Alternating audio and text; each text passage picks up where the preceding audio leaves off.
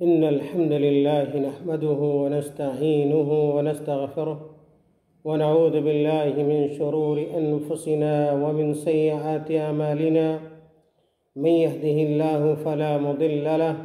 ومن يضلله فلا هادي له وأشهد أن لا إله إلا الله وحده لا شريك له وأشهد أن محمدًا عبده ورسوله أما بعد۔ عزیز طلباء و طالبات اور محترم ناظرین و ناظرات،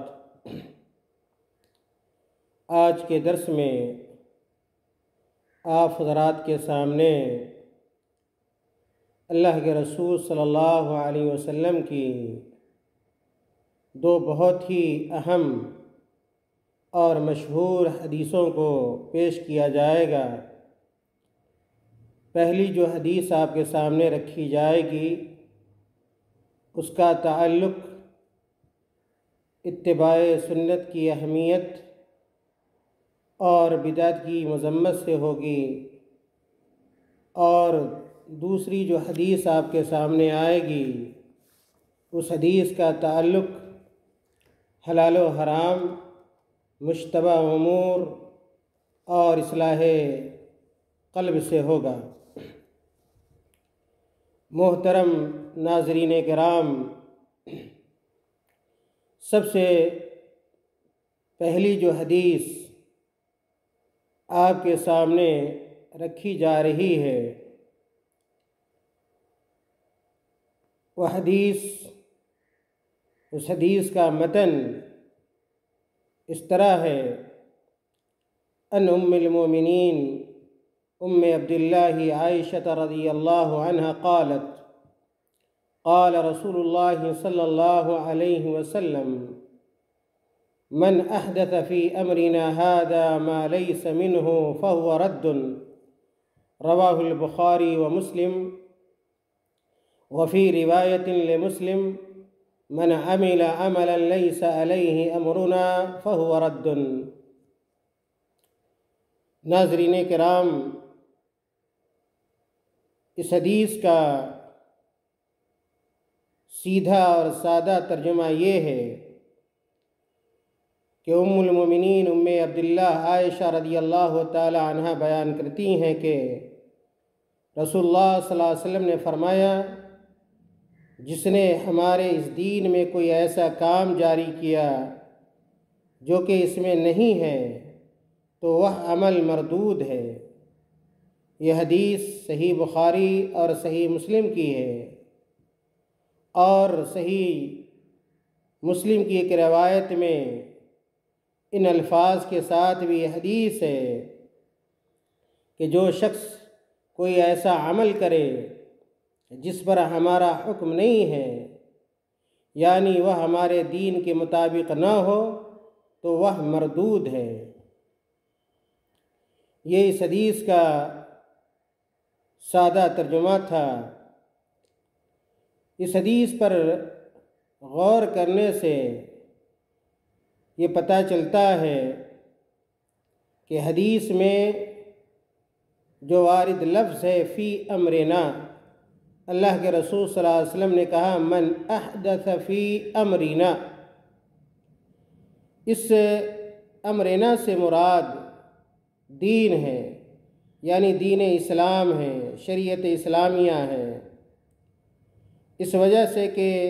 ایک حدیث میں اس لفظ کے ساتھ بھی یہ روایت آئی ہے کہ آپ صلی اللہ علیہ وسلم نے بیان فرمایا من احدث فی دیننا، فی امرنا کی جگہ پہ فی دیننا ہے، من احدث فی دیننا هذا ما لیس منہ فہو رد، کہ جس نے ہمارے دین میں کوئی ایسی بات نکالی جو اس میں موجود نہیں تو وہ مردود ہے۔ میرے بھائیوں، اس حدیث میں وارد ایک دوسرا لفظ ہے جو قابل وضاحت ہے، قابل تشریح ہے۔ اللہ کے رسول صلی اللہ علیہ وسلم نے کہا کہ فہو رد، فہو رد کا اہل علم نے تین معنی بیان کیا ہے، یا کہ اہل علم کے ہاں ان کے تین معنی مراد لیے جاتے ہیں۔ سب سے پہلے آپ یہ جان لیں کہ ردن مردودن کے معنی میں ہے، یعنی وہ عمل مردود ہے، قابل رد ہے۔ اس لفظ کا اہل علم نے جو پہلا مفہوم بیان کیا ہے وہ یہ کہ دین میں ایجاد شدہ نیا کام باطل و مردود ہے، اور اس کے بطلان کی وجہ سے مسلمانوں کو بھی وہ کام قبول نہیں کرنا چاہیے۔ پہلی چیز یہ کہ دین میں ایجاد شدہ نیا کام باطل اور مردود ہے، اور ساتھ ہی ساتھ مسلمانوں کو بھی ایسے مردود کام کو انجام نہیں دینا چاہیے اور اس کو قبول نہیں کرنا چاہیے۔ اسی طرح اس لفظ کا یہ بھی مفہوم ہے، یا اس لفظ کے مفہوم میں یہ داخل ہے کہ اس پر عمل کرنے والا، یعنی مردود قابل رد قول و فعل پر عمل کرنے والا بھی مردود اور قابل نفرت ہے۔ میرے بھائیوں، اس سے یہ پتہ چلتا ہے اور معلوم ہوتا ہے کہ کسی بھی عمل کے قبول ہونے کے لیے جہاں باطنی طور پر خلوص و للہیت کا ہونا ضروری ہے، وہیں ظاہری طور پر بھی اتباع سنت کا ہونا بھی لازمی شرط ہے۔ جب تک یہ دونوں شرطیں ہمارے عمل کے اندر نہیں پائی جائیں گی، اس وقت تک ہمارا وہ عمل قابل قبول نہیں ہو سکتا ہے۔ پہلی شرط یہ کہ ہمارے اندر اخلاص و للہیت ہو، اور دوسری شرط یہ کہ ہمارا وہ عمل اللہ کے رسول صلی اللہ علیہ وسلم کی سنت کے عین مطابق ہو۔ ناظرین کرام، اس حدیث میں بہت سارے فوائد ہیں اور اس سے متعلق احکام ہیں جن کو اختصار کے ساتھ آپ کے سامنے پیش کیا جا رہا ہے۔ اس حدیث سے مستنبط فوائد میں سے سب سے پہلا فائدہ یہ معلوم ہوتا ہے کہ شرعی دلائل سے عاری دین میں ہر نئی چیز بدعت ہے۔ شرعی دلائل سے عاری دین میں ہر نئی چیز بدعت ہے، خواہ اس کا تعلق اعتقادی امور سے ہو یا وہ اعمال و عبادات کے قبیل سے ہوں۔ البتہ جن دنیاوی ایجادات کا تعلق دین و شرع سے نہ ہو وہ شرعی بدعت نہیں ہے، بلکہ حدیث رسول صلی اللہ علیہ وسلم انتم اعلم بامر دنیاکم، یعنی تم اپنی دنیا کے معاملات کو زیادہ بہتر جانتے ہو، جو کہ صحیح مسلم کی روایت ہے۔ اس حدیث کی روح سے تمام دنیاوی ایجادات جائز معلوم ہوتے ہیں، بشرطے کہ ان سے شریعت کے اصولوں کی مخالفت نہ ہوتی ہو، اور اگر دنیاوی امور و ایجادات شرعی اصولوں اور کتاب و سنت کی تعلیمات کے خلاف ہوں تو جان لیجئے کہ پھر وہ چیزیں بھی ممانعت کے قبیل میں آتی ہیں اور داخل ہوتی ہیں۔ اسی طرح اس حدیث سے یہ بھی معلوم ہوتا ہے کہ دین میں نئی نئی چیزوں کو ایجاد کرنے سے بچنا اور ان ایجاد شدہ بدعتوں کو چھوڑنا واجب ہے، اور کسی کے لیے اس نئے کام کی اتباع اور تقلید کرنا جائز نہیں ہے، خواہ کرنے والے نے خود اس کی ایجاد کی ہو یا کسی اور کی طرف سے وہ ایجاد کی گئی ہو۔ یعنی دین میں نئی نئی چیزوں کا ایجاد کرنا بھی مردود ہے، اور محدثات و بدعات پر عمل کرنا بھی مردود ہے۔ اس حدیث سے تیسرا فائدہ یہ پتہ چلتا ہے کہ شریعت کا یہ قاعدہ ہے، بلکہ عظیم قاعدہ ہے، کہ عبادات میں اصل ممنوع ہے، عبادات میں اصل ممنوع ہے اور حرام ہونا ہے لہٰذا کسی بھی عبادت کی مشروعیت کے لیے شرعی دلیل کا ہونا ضروری ہے۔ اس حدیث کا چوتھا فائدہ یہ سمجھ میں آتا ہے کہ دین کامل اور مکمل ہے، اور اب اس میں یعنی اس دین میں اپنی عقل و رائے کی بنیاد پر کسی طرح کی کمی و بیشی کی گنجائش باقی نہیں ہے۔ لہٰذا دین میں شریعت سے ہٹ کر کوئی نیا امر ایجاد کرنا محض شریعت سازی ہے، اور ایسا شخص زبان قال سے نہ صحیح زبان حال سے دین میں کمی و بیشی کرنے کا دعوے دار ہوتا ہے۔ گویا بدعت خلاف شریعت عمل ہونے کے ساتھ ساتھ گمراہی، دین سے دوری، آپسی اختلاف و انتشار، فرقہ بندی اور دخول جہنم کا سبب بنتی ہے۔ ناظرین کرام، پڑھی گئی اور بیان کی گئی حدیث کا پانچواں فائدہ یہ ہے کہ بدعت کی تقسیم، چاہے تقسیم حسنہ اور سیئہ کی اسلام میں کوئی گنجائش نہیں۔ جو لوگ بدعت کی تقسیم حسنہ اور سیئہ کے طور پر کرتے ہیں، یہ تقسیم سراسر غلط ہے، باطل ہے، کیونکہ شریعت میں بدعت حسنہ نام کی کوئی چیز ہے ہی نہیں، اور حدیث میں کہا گیا ہے وَكُلُّ مُحْدَثَةٍ بِدْعَةٍ وَكُلُّ بِدْعَةٍ ضَلَالَةٍ وَكُلُّ ضَلَالَةٍ فِي النَّارِ، یعنی دین میں ہر نئی چیز بدعت ہے، اور ہر بدعت گمراہی ہے، اور ہر گمراہی جہنم میں لے جانے والی ہے۔ یہ حدیث سنن نسائی کی ہے، اور صحیح سند کے ساتھ یہ حدیث موجود ہے۔ میرے بھائیوں، اس حدیث کا چھٹا فائدہ یہ معلوم ہوتا ہے کہ کسی مشروع کار خیر کی ابتدا کرنا، یا اگر کوئی مسنون اور ثابت شدہ سنت جہالت و نادانی یا سستی و کاہلی کی بنا پر عوام الناس سے اوجھل ہو جائے، یا لوگوں کے یہاں وہ معروف اور جاری نہ ہو، تو اس سنت کی ابتدا کرنا یا اسے جاری کرنا بڑے اجر و ثواب کا کام ہے، جیسا کہ رسول اللہ صلی اللہ علیہ وسلم نے ارشاد فرمایا من سن فی الاسلام سنتا حسنتا فلہ اجرہا واجر من عمل بها بعدہ من غیر ان ينقص من اجورہم شیء ومن سن فی الاسلام سنتا سیئتا كان علیہ وزرها ووزر من عمل بها من بعدہ من غیر ان ينقص من اوزارہم شیء۔ اس حدیث کا ترجمہ یہ ہے کہ جس نے اسلام میں یعنی کتاب و سنت سے ثابت کوئی اچھا طریقہ رائج کیا، تو اس کے لیے اس کے عمل کا اجر ہے،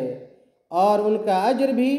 جو اس کے بعد اس پر عمل کریں ان کے اجر میں کوئی کمی کیے بغیر، اور جس نے اسلام میں کسی برے طریقے کو رائج کیا تو اس پر اس عمل کا بوجھ و گناہ ہے، اور ان کا بوجھ بھی جنہوں نے اس کے بعد اس پر عمل کیا، ان کے بوجھ و گناہ میں کوئی کمی کیے بغیر۔ میرے بھائیو، چنانچہ کسی بھی متروک سنت کو معاشرے میں رواج دینے یا کسی مشروع کام کی ابتدا کرنے کو لغوی اعتبار سے بدعت تو کہا جا سکتا ہے، مگر شرعاً و بدعت نہیں ہے۔ جیسا کہ باجماعت نماز تراویح کا اہتمام دیکھ کر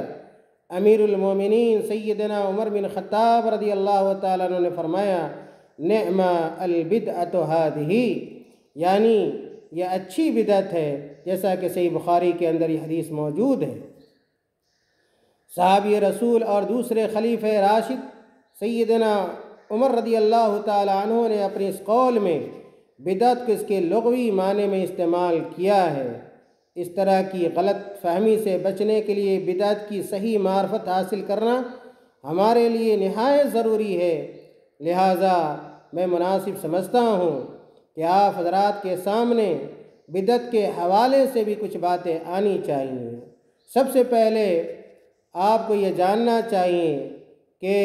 بدعت کا لغوی معنی کیا ہے۔ لغت میں بدعت کس کو کہتے ہیں؟ جب بدعت کے لغوی معنی کو جاننے کی آپ کوشش کریں گے تو پتہ چلے گا کہ بدعت کا لغوی معنی نیا کام کے ہوتا ہے، اس کا لغوی معنی نیا کام ہوتا ہے، یا آپ یوں بھی کہہ سکتے ہیں کہ ایسا نیا کام۔ بدعت کا معنی ایسا نیا کام جس کی پہلے سے کوئی نظیر اور مثال موجود نہ ہو، اس کو لغوی طور پر بدعت سے تعبیر کیا جاتا ہے۔ اسی طرح آپ کو یہ بھی جاننا چاہیے کہ شریعت کی اصطلاح میں بدعت کس کو کہتے ہیں۔ بدعت کا اطلاق شرعی اعتبار سے 4 معنوں پر ہوتا ہے، اور وہ چاروں معنی انشاءاللہ یکے بعد دیگرے آپ کے سامنے آئیں گے۔ میرے بھائیوں، پہلا معنی،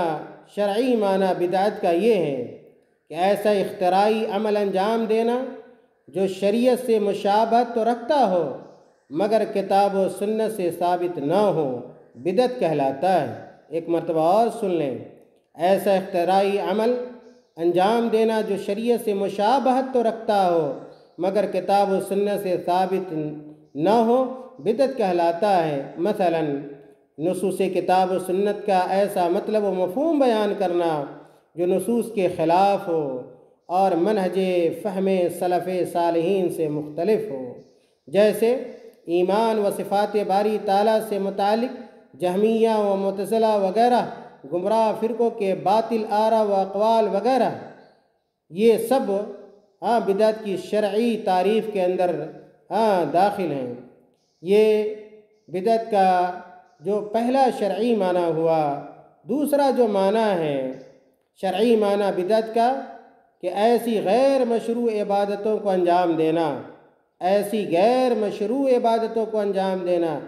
جس کی اصل تو شریعت میں موجود ہو مگر ایجاد کردہ نئے عبادت کی کوئی دلیل شریعت کے نصوص میں موجود نہ ہو، جیسے صلاۃ الفیہ، صلاۃ الرغائب اور عید میلاد النبی وغیرہ۔ یہ بدعت کا دوسرا شرعی معنی ہے۔ اس دوسرے شرعی معنی کو ایک مرتبہ اور سماعت فرما لیں تاکہ بات پورے طور پر سمجھ میں آ جائے۔ ایسی غیر مشروع عبادتوں کو انجام دینا، بدعت کے قبیل میں سے یہ بھی ہے کہ ایسی غیر مشروع عبادتوں کو انجام دینا جس کی اصل تو شریعت میں موجود ہو مگر ایجاد کردہ نئی عبادت کی کوئی دلیل شریعت کے نصوص میں موجود نہ ہو، اس کو بھی بدعت کہتے ہیں۔ جیسے صلاۃ الفیہ ایک خاص طرح کی نماز ہے جس کو بہت سارے لوگ پڑھتے ہیں۔ صلاۃ الرغائب یہ بھی بدعت کے قبیل میں ہے۔ عید میلاد النبی منانا یعنی اللہ کے نبی صلی اللہ علیہ وسلم کی تاریخ پیدائش کو عید کے طور پر منانا یہ بھی بدعت میں داخل ہے۔ بدعت کا تیسرا شرعی جو معنی ہے وہ یہ کہ شریعت سے ثابت شدہ مشروع اعمال کو، شریعت سے ثابت شدہ مشروع اعمال کو غیر مشروع طریقے سے انجام دینا یہ بھی بدعت ہے۔ جیسے مخصوص حلقہ تشکیل دے کر،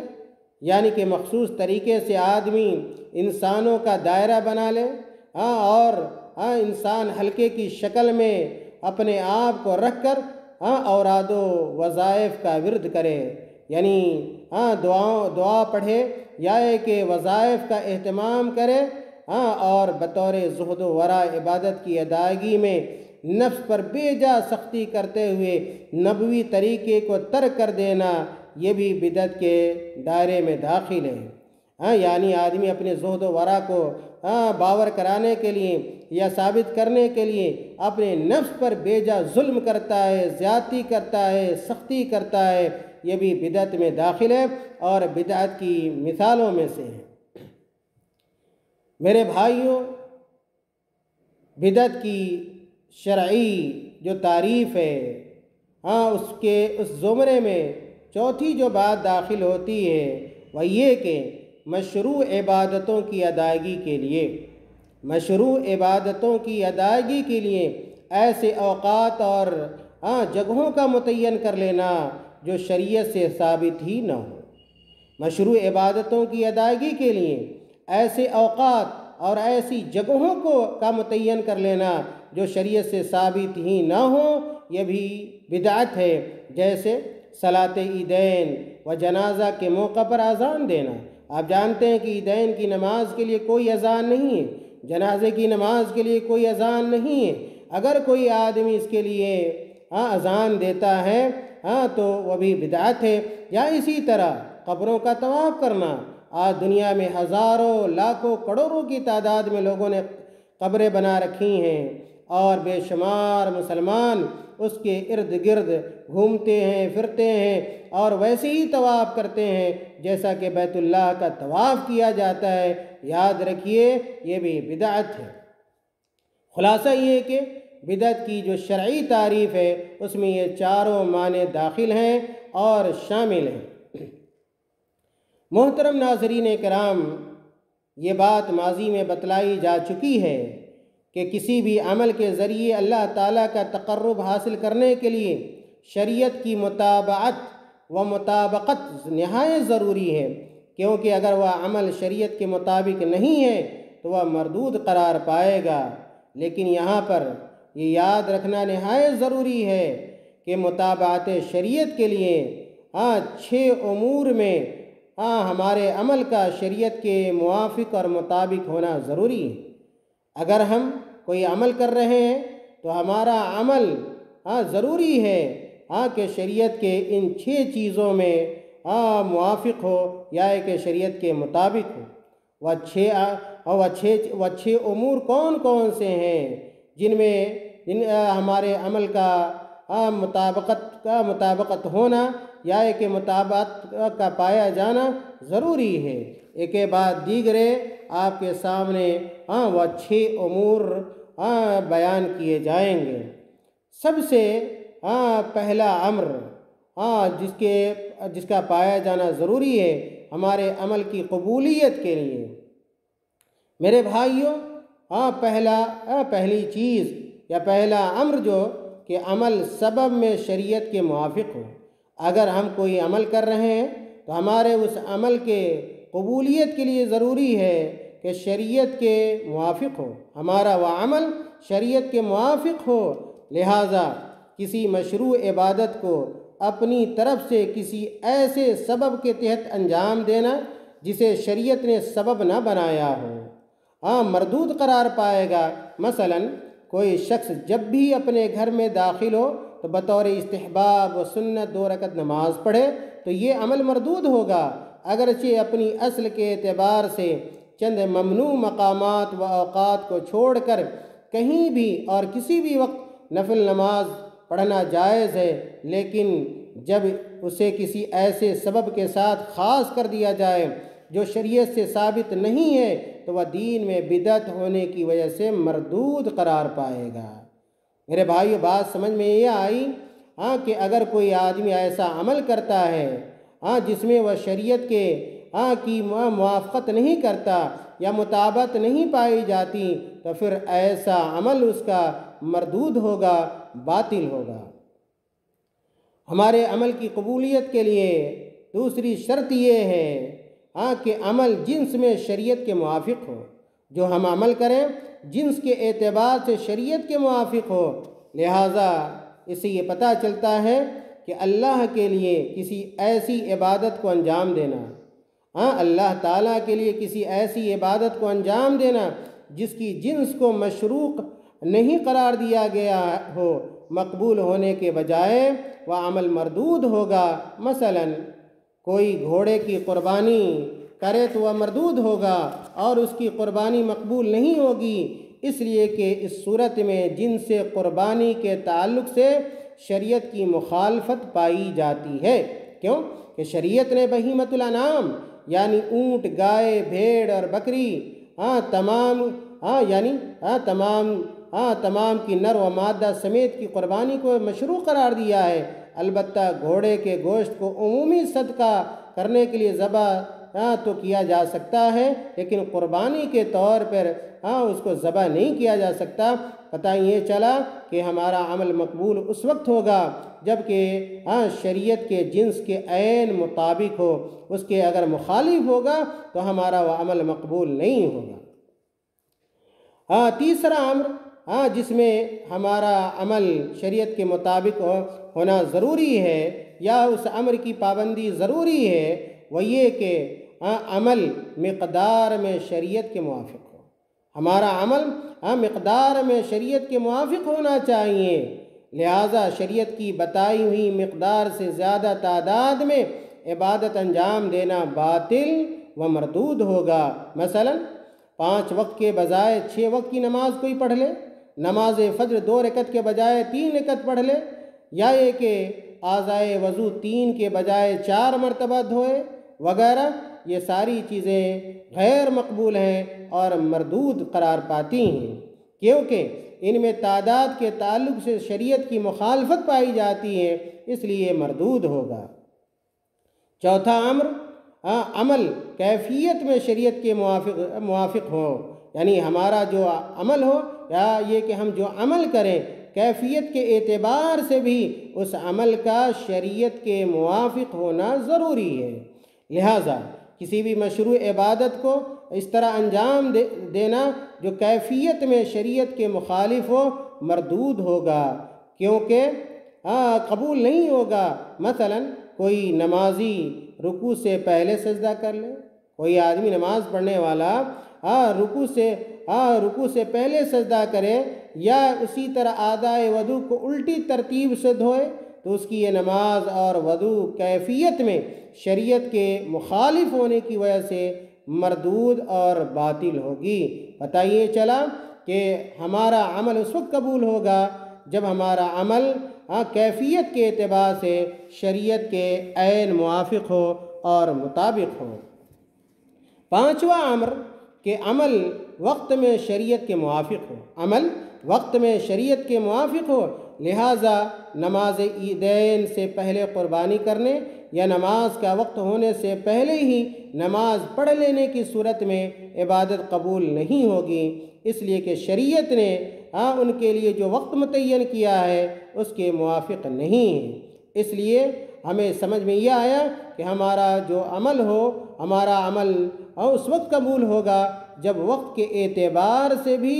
شریعت کے موافق ہو۔ جس وقت میں شریعت نے اس عمل کو انجام دینے کا حکم دیا ہے اسی وقت میں اگر ہم انجام دیں گے تو ہمارا عمل مقبول ہوگا، ورنہ مردود قرار پائے گا۔ چھٹا اور آخری امر کہ عمل جگہ میں شریعت کے موافق ہو، عمل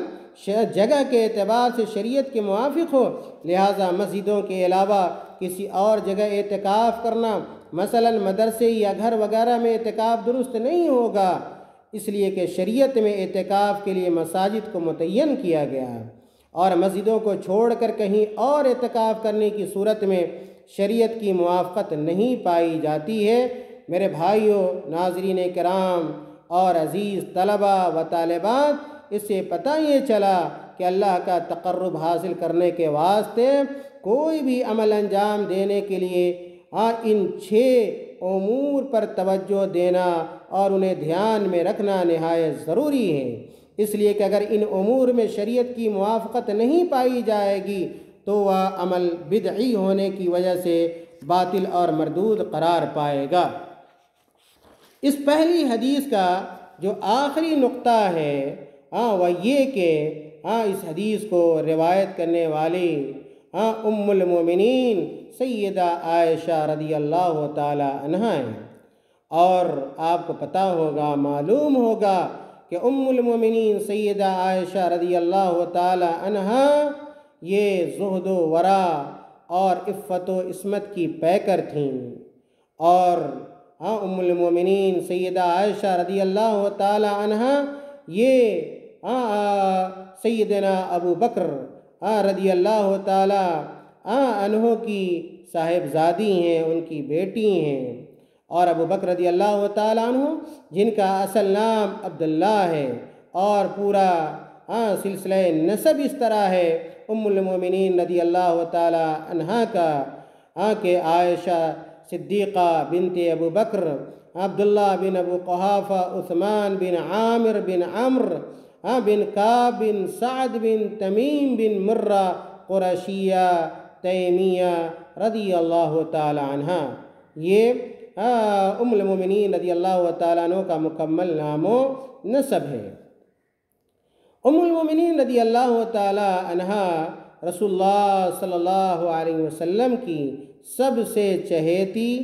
باکرہ اور کم عمر بیوی ہیں، اور یہ ام المومنین اور حمیرہ کے لقب سے مشہور ہیں۔ ان دونوں لقب سے رضی اللہ تعالیٰ عنہ جانی جاتی ہیں۔ ام المومنین رضی اللہ تعالیٰ عنہ کی کنیت ام عبداللہ ہے، جسے نبی کریم صلی اللہ علیہ وسلم نے ان کے بھانجے عبداللہ بن زبیر کے نام پر تجویز فرمایا تھا۔ بعثت نبی کے تقریباً 4 یا 5 سال بعد مکہ مکرمہ کے اندر عائشہ رضی اللہ تعالیٰ عنہ پیدا ہوئیں۔ ان کی والدہ کا نام ام رومان بنت عامر بن عمیر کنانیہ ہے۔ ان کے والد یعنی عائشہ رضی اللہ تعالیٰ عنہ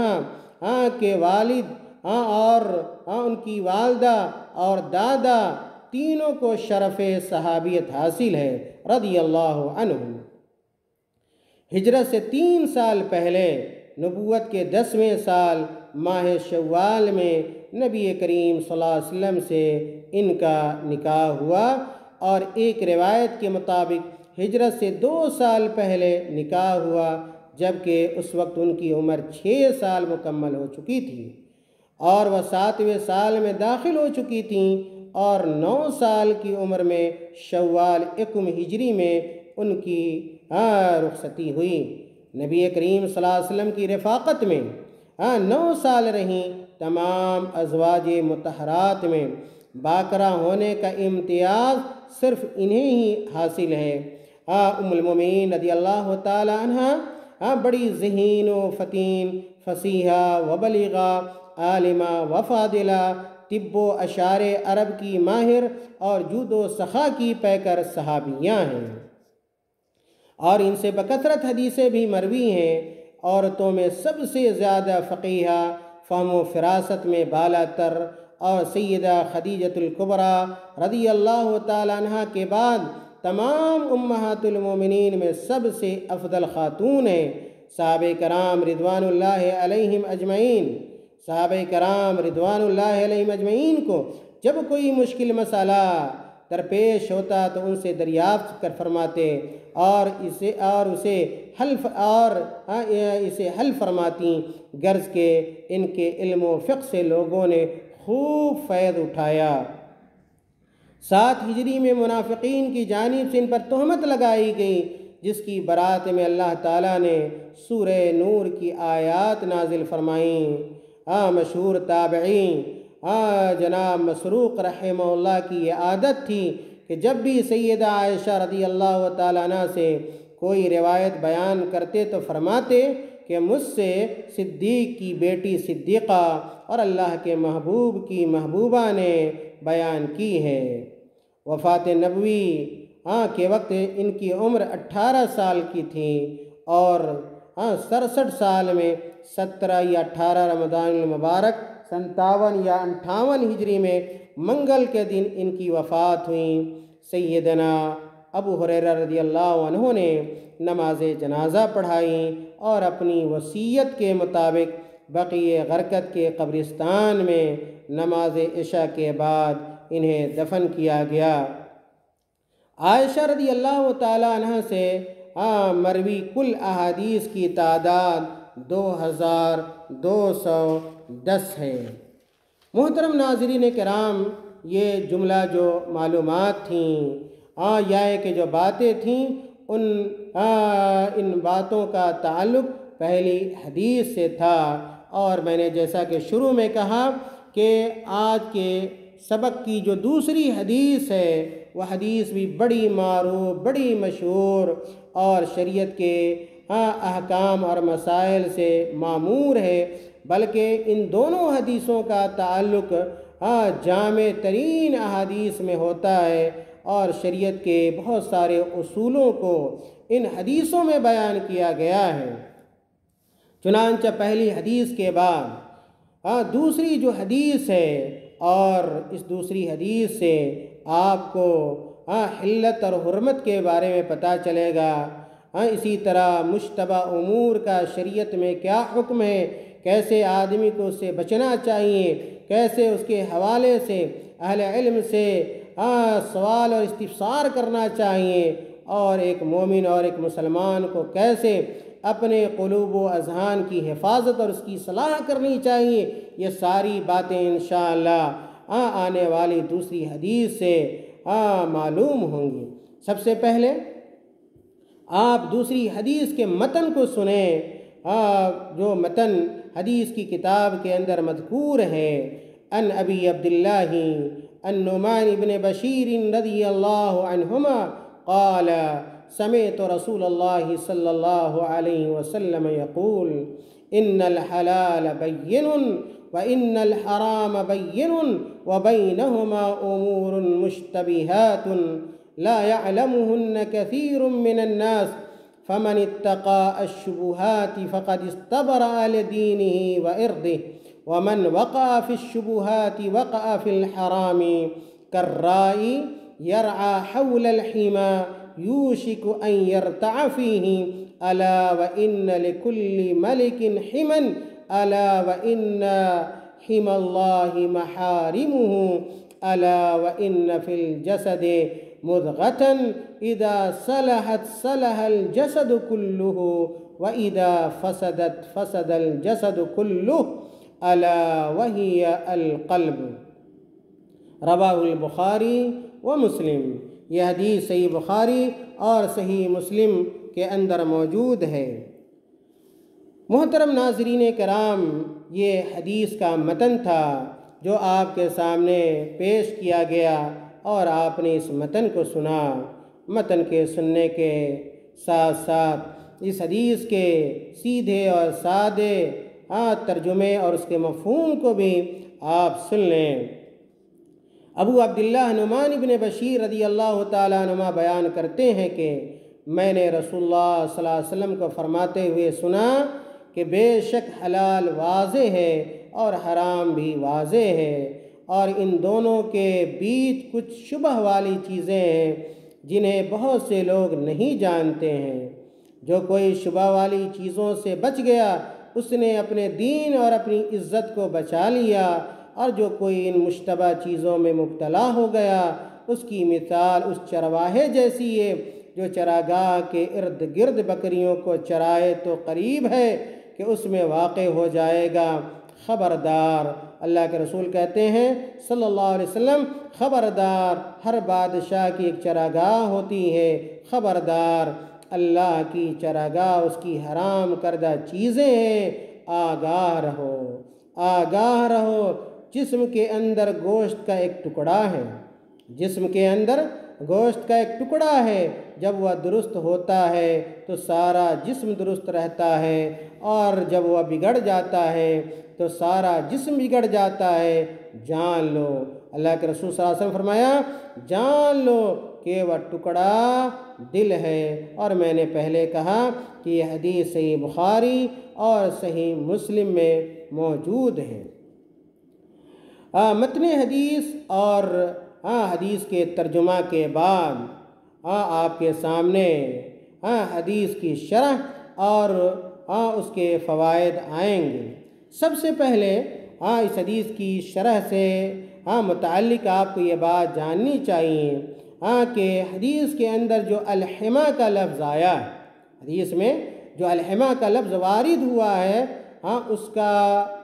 جو لغوی معنی ہوتا ہے وہ محفوظ جگہ کے معنی میں ہوتا ہے۔ الحما محفوظ مقام کو کہتے ہیں، محفوظ جگہ کو کہتے ہیں۔ یا یہ کہ آپ یہ بھی کہہ سکتے ہیں الحما کا معنی وہ چراگاہ جس میں دوسرے لوگ کو چرانے کی اجازت نہ ہو، وہ چراگاہ جس میں دوسرے لوگ کو چرانے کی، یعنی اپنے جانور کے چرانے کی اجازت نہ ہو۔ یہ الحما جو ہے عربی زبان کے لفظ حما، یحمی، حمین اور حمایتاً سے ماخوذ ہے، مشتق ہے، جس کا معنی حفاظت کرنا اور بچانا ہے۔ چنانچہ اب یہ آپ کو جاننا چاہیے کہ پھر حم اللہ کا معنی کیا ہے، حم اللہ کا معنی کیا ہے اور اس سے مراد کیا ہے۔ چنانچہ اہل علم نے لکھا ہے کہ حم اللہ سے مراد اللہ تعالیٰ کے وہ احکام اور حدود ہیں، اللہ تعالیٰ کے وہ احکام و حدود ہیں جن کی پاسداری ضروری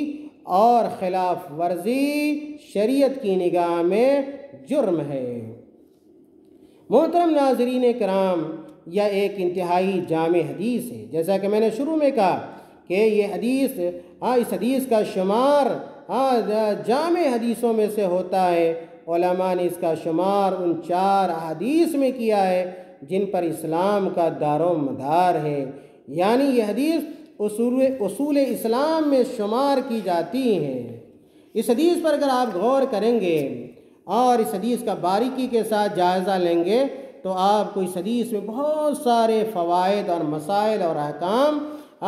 ملیں گے۔ چنانچہ اختصار کے ساتھ اس حدیث سے مستنبط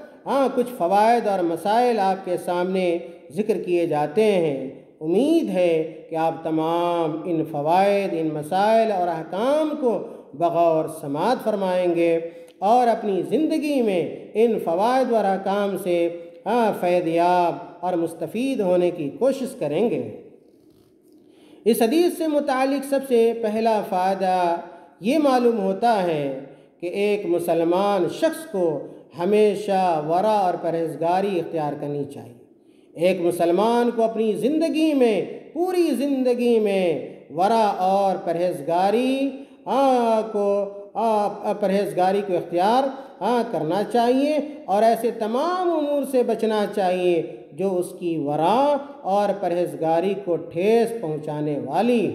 یہ حدیث کا بڑا فائدہ ہے اور پہلا فائدہ ہے کہ ایک مسلمان، ایک مومن ہمیشہ متقی ہوتا ہے، ہمیشہ پرہیزگار ہوتا ہے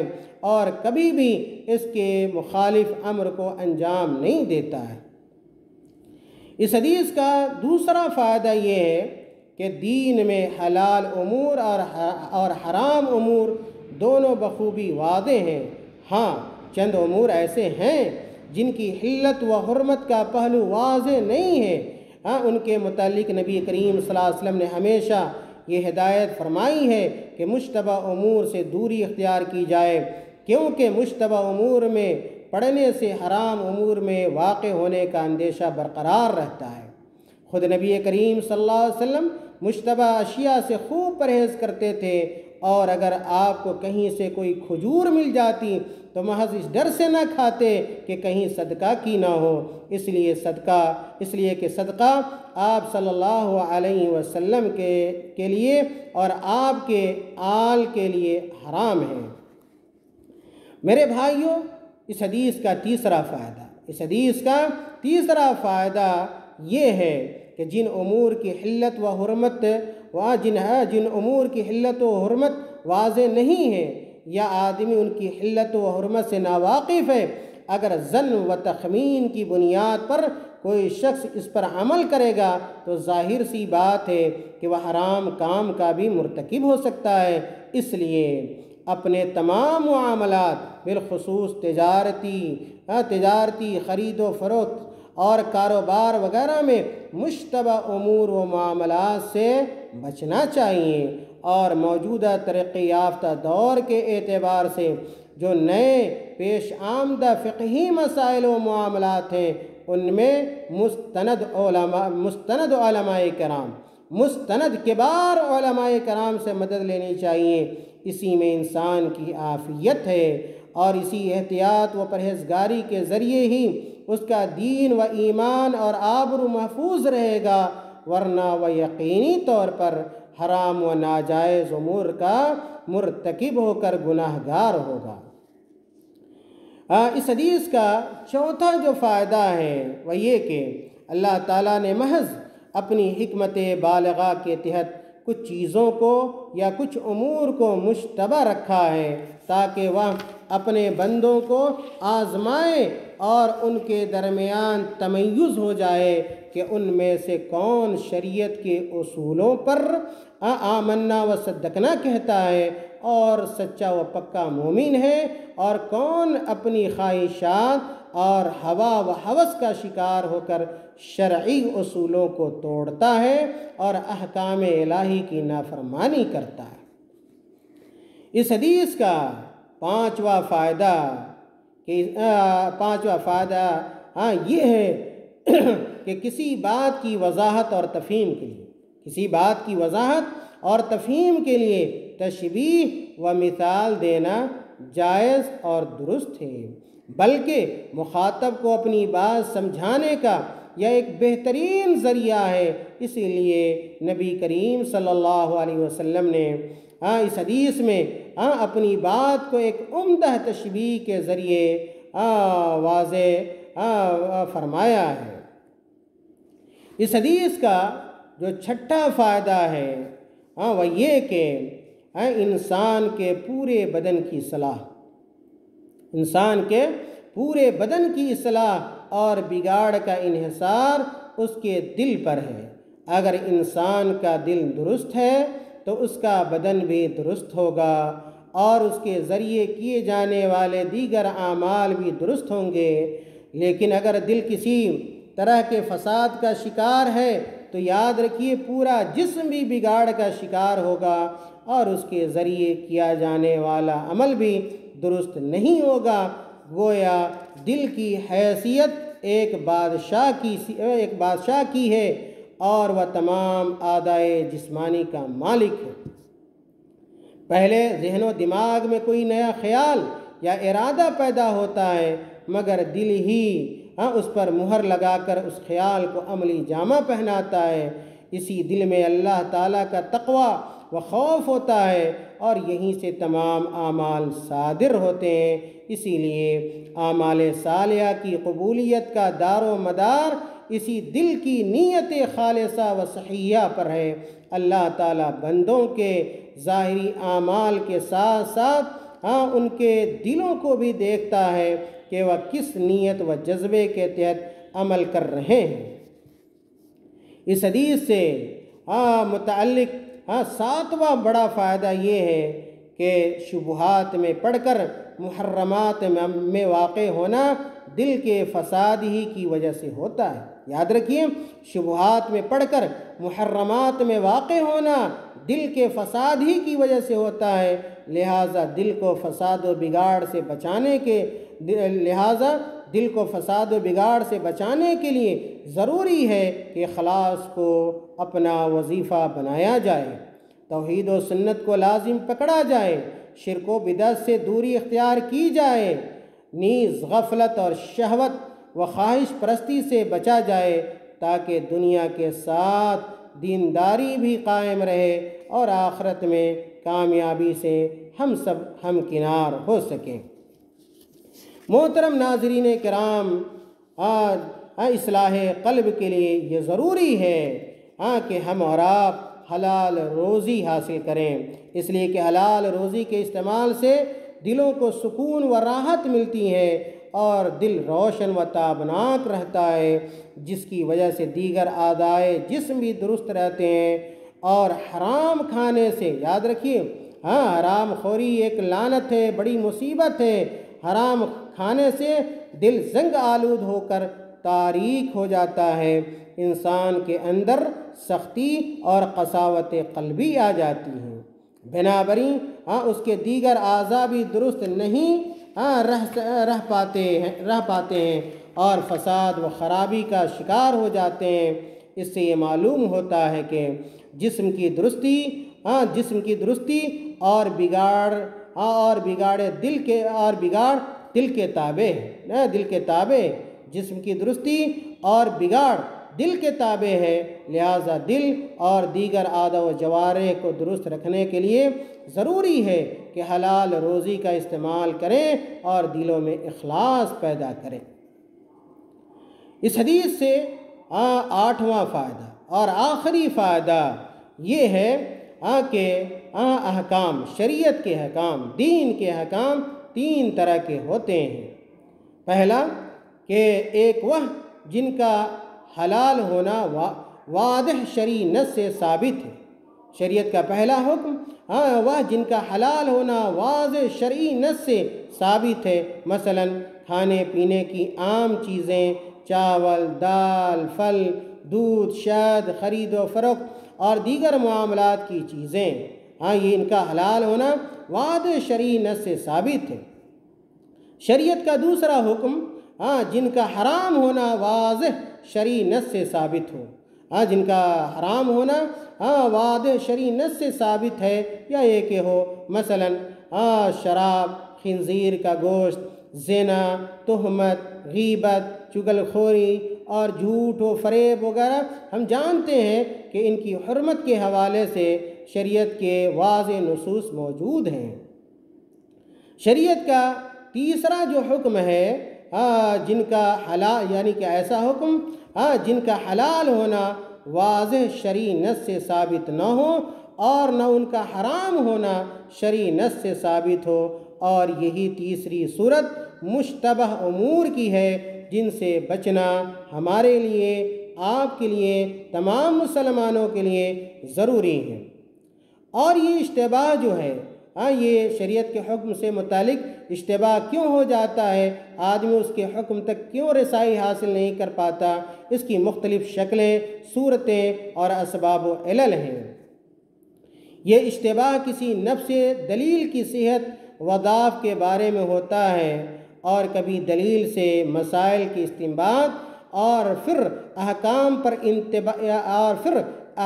پر انطباق کے وقت ہوتا ہے کہ کوئی شرعی دلیل کسی خاص حکم پر دلالت کر رہی ہے یا نہیں کر رہی ہے، اور کوئی حدیث کسی مسئلے یا حکم پر منطبق ہو رہی ہے یا نہیں ہو رہی ہے۔ اور یہ اشتباہ کبھی انسان کی قلت علم یا قلت فہم و تدبر کی وجہ سے بھی ہوتا ہے، اور کبھی انسان کے مقصد و ارادے کی عدم درستی کی بنیاد پر ہوتا ہے کہ آدمی پہلے ہی سے کسی خاص نظریے کو لے کر محض اپنی تائید کے لیے شرعی دلائل پر غور و فکر کرتا ہے، جس کی وجہ سے علم و بصیرت سے وہ محروم ہو جاتا ہے، یا علم اور بصیرت کی محرومی اس کے ہاتھ لگتی ہے۔ یہ وہ وجوہات ہیں، یہ وہ اسباب ہیں جن کی بنیاد پر شرعی دلائل، شرعی احکام سے متعلق اشتباہ پایا جاتا ہے۔ میرے بھائیوں اور عزیز طلبہ و طالبات اور ہمارے اس درس کو سننے والے ناظرین کرام، آج کے درس کا جو آخری، یا اس حدیث کا جو آخری نقطہ ہے، اس کے بعد راوی حدیث پر گفتگو کی جائے گی۔ اس جو آخری نقطہ اس حدیث کا، یعنی اس دوسری حدیث کا آخری جو نقطہ ہے، وہ بہت ہی اہم ہے، کہ جن چیزوں کا حلال ہونا ظاہر ہے، جن چیزوں کا حلال ہونا ظاہر ہے ان میں سے بعض کا تعلق کھانے پینے کی چیزوں سے ہے، بعض کا تعلق اعمال و عبادات سے ہے، اور بعض کا تعلق لین دین اور روزمرہ کے معاملات سے ہے۔ اگر ان حلال امور کے متعلق زیادہ حق سے انحراف پایا جائے گا تو وہ بھی حرام قرار پائیں گے۔ مثلا کسب معاش کے لیے حرام ذرائع کو اختیار کرنے سے پوری کمائی حرام ہو جائے گی۔ ظلم و تعدی، غصب و ڈاکہ زنی اور چوری کے ذریعے کھانے کی حلال چیزیں ہتھیانے سے وہ حرام نہیں ہوں گی، ہتھیانے سے وہ حلال نہیں ہوں گی۔ مستحب اعمال و عبادات کو غیر شرعی طریقے سے انجام دینے سے اجر و ثواب کے بجائے عقاب و سزا کے مستحق ہوں گے۔ نیز بہیمۃ الانعام یعنی اونٹ، گائے، بھیڑ، بکری، نر اور مادہ سمیت کی قربانی دینے کے بجائے کسی حلال جانور مثلا گھوڑے وغیرہ کی قربانی مقبول نہیں ہوگی۔ اس حدیث سے علم اور اہل علم کی اہمیت و فضیلت بھی معلوم ہوتی ہے، کیونکہ محض علم اور فہم و بصیرت حاصل ہونے ہی کی وجہ سے صاحب علم کو حلال و حرام اور مشتبہ امور کا بخوبی علم ہوگا، اور ایسا ممکن ہی نہیں کہ شریعت کا کوئی مسئلہ تمام لوگوں میں سے کسی کو معلوم نہ ہو۔ اس حدیث سے فقہ کے مشہور قاعدہ سد الذرائع کی دلیل ملتی ہے یعنی یہ حدیث محرمات، یعنی یہ حدیث محرمات کی طرف لے جانے والے ذرائع سے ممانعت اور محرمات کی طرف لے جانے والے وسائل کی حرمت کی دلیل قرار پاتی ہے، تاکہ حرام میں واقع ہونے سے بچا جا سکے۔ محترم ناظرین کرام، اب ہم اس حدیث کے آخری نقطے پر پہنچ چکے ہیں، اور آخری نقطے کا تعلق راوی حدیث سے ہے۔ راوی حدیث کا مختصر تعارف یہ ہے کہ اس حدیث کو روایت کرنے والے مشہور صحابی رسول سیدنا نعمان بن بشیر بن سعد بن ثعلبہ بن جلاس خزرجی انصاری مدنی رضی اللہ عنہ ہیں، جن کی کنیت ابو عبداللہ ہے، اور ان کی والدہ کا نام امرہ بنت رواحہ ہے۔ ان کی والدہ کا نام یعنی نعمان کی والدہ کا نام امرہ بنت رواحہ ہے، اور ان کے والد یعنی نعمان اور ان کے والد بشیر دونوں کو شرف صحابیت حاصل ہے۔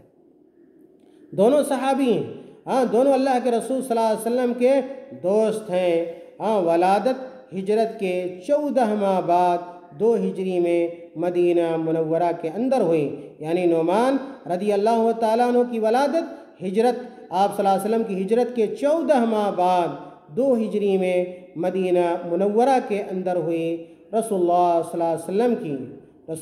علیہ وسلم کی وفات کے وقت ان کی عمر 8 برس کی تھی۔ رسول اللہ صلی اللہ علیہ وسلم کی جب وفات ہوئی تو اس وقت نعمان رضی اللہ تعالیٰ عنہ کی عمر 8 سال تھی، جبکہ 64 ہجری میں خالد بن خلی کلاعی کے ہاتھوں آپ کی شہادت ہوئی۔ نعمان رضی اللہ تعالیٰ عنہ نے اللہ کے دین کے لیے، اعلاء کلمت اللہ کے لیے اللہ کے راستے میں شہید کیے گئے۔ مدینہ کے علاوہ کوفہ اور شام میں بھی آپ نے اقامت اختیار کی، یعنی نعمان رضی اللہ تعالیٰ عنہ مدینہ کے علاوہ کوفہ اور شام میں بھی سکونت اختیار کی، سکونت پذیر رہے۔ معاویہ رضی اللہ تعالیٰ عنہ کی امارت کے زمانے میں معاویہ رضی اللہ تعالیٰ عنہ کی طرف سے پہلے کوفہ کے گورنر منتخب ہوئے۔ امیر معاویہ رضی اللہ تعالیٰ عنہ نے نعمان رضی اللہ تعالیٰ عنہ کو پہلے کوفہ کا گورنر منتخب کیا، اور پھر اس کے بعد حمص کا گورنر منتخب کیا، اور نعمان رضی اللہ تعالیٰ عنہ سے رسول اللہ صلی اللہ علیہ وسلم کی بہت ساری حدیثیں مروی ہیں، منقول ہیں۔ نعمان رضی اللہ تعالیٰ عنہ نے رسول اللہ صلی اللہ علیہ وسلم کی بہت ساری حدیثوں کو سنا، بلکہ آپ کی کل مرویات کی تعداد، نعمان رضی اللہ تعالیٰ عنہ کی کل مرویات کی تعداد 114 بتائی جاتی ہے۔ محترم ناظرین کرام، سامعین، سامعات، طلبہ و طالبات، آج کے درس میں آپ کے سامنے 2 حدیثیں بیان کی گئیں۔ پہلی حدیث کا جو تعلق تھا اتباع سنت سے تھا، سنت کی اہمیت آپ کو بتلائی گئی، بدعت کی مذمت آپ کے سامنے واضح کی گئی، اور جو حدیث تھی عائشہ رضی اللہ تعالیٰ عنہ کی پہلی حدیث، آج کے سبق کی پہلی حدیث جس کو عائشہ رضی اللہ تعالیٰ عنہ نے روایت کیا ہے، اس کا متن آپ کے سامنے پیش کیا گیا، اس کا سادہ ترجمہ آپ کے سامنے پیش کیا گیا۔ اس حدیث میں وارد جو اہم الفاظ ہو سکتے ہیں، جیسے فی امرنا، اس کا معنی کیا ہے وہ بیان کیا گیا۔